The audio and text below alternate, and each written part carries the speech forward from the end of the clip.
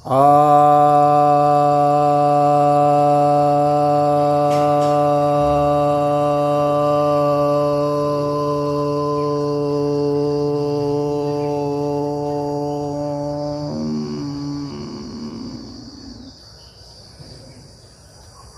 सभी भक्तजनों को सब प्रेम नमन। भक्तों, जो जिज्ञासा आई है एक वह यह है कि क्या जो धर्म नहीं मानता वो सुखी नहीं रह सकता है। तो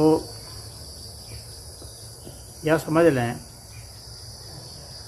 कि सुख और दुख का अनुभव सभी प्राणी करते हैं। सभी पशु पक्षी, पेड़ पौधे, सभी प्राणी, कीड़े मकोड़े सभी सुख और दुख का अनुभव करते हैं। संवेदनाएं सभी में होती हैं, उत्तेजनाएं सभी में होती हैं। तो सुख भी एक उत्तेजना है, दुख भी एक उत्तेजना ही है। सुख जो है मनोनुकूल उत्तेजना है और दुख जो है प्रतिकूल उत्तेजना है। तो उत्तेजनाएं दोनों प्रकार की होती हैं और ये सभी मनुष्य में और सभी प्राणियों में होती हैं। इसके लिए धर्म तत्व का ज्ञान होना कोई ज़रूरी नहीं है, परंतु धर्म एक विलक्षण तत्व है। धर्म तत्व का अर्थ हो गया कि इन सभी घटनाओं के पीछे, जैसे सुख क्यों घट रहा है, सुख कहाँ घट रहा है, इसको महसूस कर लेना, इसको जान लेना। सुख क्यों घटता है, उसके पीछे वास्तविक कारण क्या है, सुख कौन महसूस करता है, यह धर्म तत्व ही हमें बता सकता है। एक प्रेरणा तो इसकी भी होती है कि आखिर ये महसूस कौन करता है, अनुभूति किसको होती है। तो मुझे अनुभूति होती है, तो ये मैं कौन हूँ, यहाँ पर इसका भी प्रश्न उठता है। ये धर्म तत्व का विषय फिर हो जाता है कि किसे महसूस होता है। मन को महसूस होता है, तो मन क्या है, मन कौन है।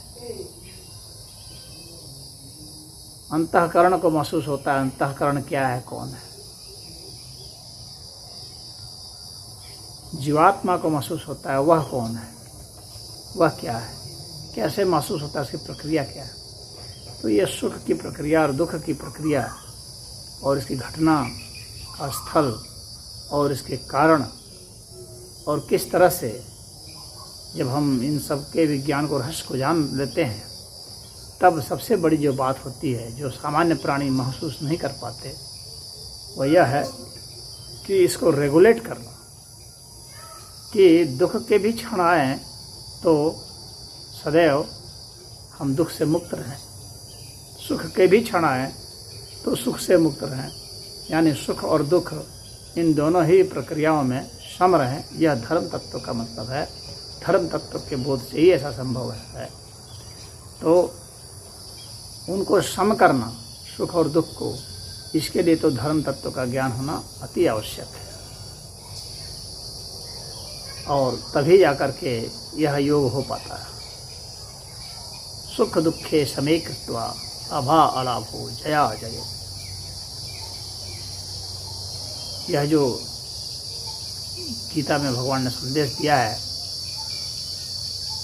अर्जुन को युद्ध के लिए, तो युद्धाय कृत निश्चय। युद्ध के लिए फिर कृत निश्चित हो जाओ। तो जब समभाव में हो जाएंगे, सुख दुखे समय कृत, सम करना है। तो यह जो सम अवस्था हो जाना, इसके लिए यह तो धार्मिक अवस्था ही है कि अब सम हो सके।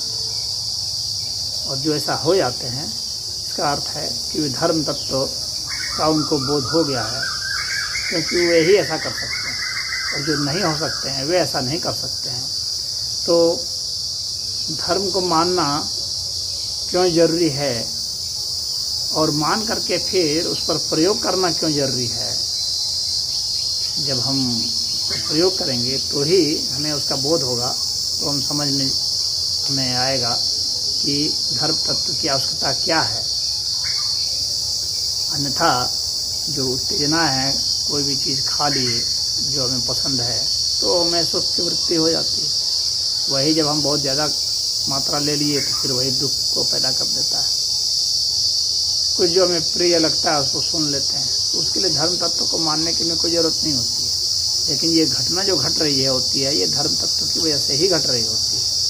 उस घटना के सारे रहस्यों को जानना ही धर्म का उद्देश्य है।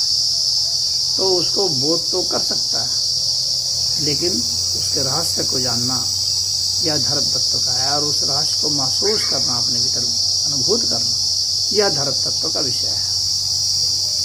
तो जो ऐसा सोचते हैं कि हमें क्या ज़रूरत है धर्म की, हम तो सुखी और दुखी अपने हिसाब से हो ही सकते हैं, परंतु उसके रहस्य को नहीं जान सकते हैं और सुख दुख में सम नहीं रह सकते, यानी योग को प्राप्त नहीं होते हैं। जबकि धर्म तत्व का अर्थ यही है कि आपको योगस्थ बनाना, और जब योगस्थ आपको कर दिया जाएगा तो आप न्यूट्रल रह पाएंगे। तमाम परिस्थितियां आएंगी और जाएंगी, परंतु आप उसमें शांत भाव से अचल अटल रह सकते हैं। अन्यथा परिस्थितियों के झोंके, जब उन उत्तेजनाओं के झोंके बहुत ज़्यादा आते हैं तो मनुष्य व्यथित हो जाता है, और उस व्यथित अवस्था में वह कुछ भी कर डालता है जो उसके लिए अहितकर होता है, उसको भी वह कर बैठता है। जो दूसरों के लिए अहितकर होता है उसे भी कर बैठता है, यानी वह मानसिक संतुलन खो बैठता है। साधारण उत्तेजना में तो मानसिक संतुलन उसका कुछ रहता है, लेकिन जब उत्तेजनाएं बहुत ज़्यादा हो तो मानसिक संतुलन खो बैठता है, विवेक बुद्धि खो बैठता है। क्या सत्य असत्य है निर्णय नहीं कर पाता है, क्या न्याय और क्या अन्याय है इसका निर्णय नहीं कर पाता है, तो वह समाज में कई विद्रुपताओं को लेकर के ही आता है। तो धर्म तत्व का यही मतलब है कि आपका व्यवहार बहुत संतुलित हो और सबके कल्याण के लिए हो सके। उन सबके कल्याण में आपका कल्याण छिपा हो, न कि सबका विनाश करके अपना सुख हासिल कर रहे हैं। सुख किसी भी कीमत पर हासिल करने की होड़ में ही तो समाज में बहुत सारे लोग भ्रष्ट कार्यों को कर रहे हैं, व्यभिचार कर रहे हैं, शोषण कर रहे हैं, अत्याचार कर रहे हैं, हिंसा प्रतिहिंसा की भावना हो रही है, संसाधनों को कब्जे किए जा रहे हैं। यह इसीलिए क्योंकि धर्म तत्व को महसूस नहीं किए हैं ऐसे लोग सोचते हैं कि संसाधन अधिक से अधिक इकट्ठा कर लें जिससे मैं सुखी हो जाऊं, और उसी के लिए सारा प्रयास कर रहे हैं। सारे निंदनीय कार्य जो हैं उसको भी कर ले रहे हैं। उन्हें नहीं पता इस बात का कि जो पदार्थ हैं वे सिर्फ उत्तेजना देते हैं। यदि सुख चाहिए तो उस प्रकार की उत्तेजना यदि हमें मन पर नियंत्रण है तो हम ऐसी उत्तेजना बिना उस पदार्थ के भी उत्पन्न कर सकते हैं। हम अपने भीतर वैसी उत्तेजना उत्पन्न कर सकते हैं। उन उत्तेजनाओं के अतिरेक में हम जा सकते हैं यदि हम चाहें तो, और चाहें तो उन उत्तेजनाओं की हमें आवश्यकता भी नहीं रहे, हम शांत भी रह सकते हैं। वह शांत रहेंगे तो उन उत्तेजनाओं से हम बेहतर अवस्था में चले जाते हैं। तो उस योगस्थ अवस्था में जाने के लिए ही यह धर्म तत्व है। जो वास्तव में धर्म तत्व को जानते हैं वे कभी अन्यायी नहीं होते, दुराचारी नहीं होते। तो समाज में जब ऐसे लोगों की संख्या बढ़ती है तो समाज एक बेहतर विकास की ओर बढ़ता है, और जब ऐसे लोग कम होते हैं धर्म तत्व वाले तो फिर लूटपाट बढ़ जाते हैं, अत्याचार बढ़ जाते हैं, कट्टरपंथी बढ़ जाते हैं। सही गलत का उनको समझ नहीं रहती है, और फिर वे किसी भी हद तक जाने को तैयार हो। इसीलिए धर्म तत्व का बोध होना बहुत ही जरूरी है। मात्र यह उत्तेजना से ही हमारा जीवन नहीं चलता है। हमारा जीवन उत्तेजनाओं से परे भी है। हम और भी बहुत सूक्ष्म हैं, और भी बहुत विराट हैं। जितना अस्तित्व बोध हमें है, उससे भी बड़ा अस्तित्व बोध हमें होना चाहिए, क्योंकि हमारा अस्तित्व और भी बड़ा है, और भी सूक्ष्मतम है। इन सभी का बोध हमें होना चाहिए। धर्म तत्व का यही संदेश है। तो इसमें इतना ही। ओम।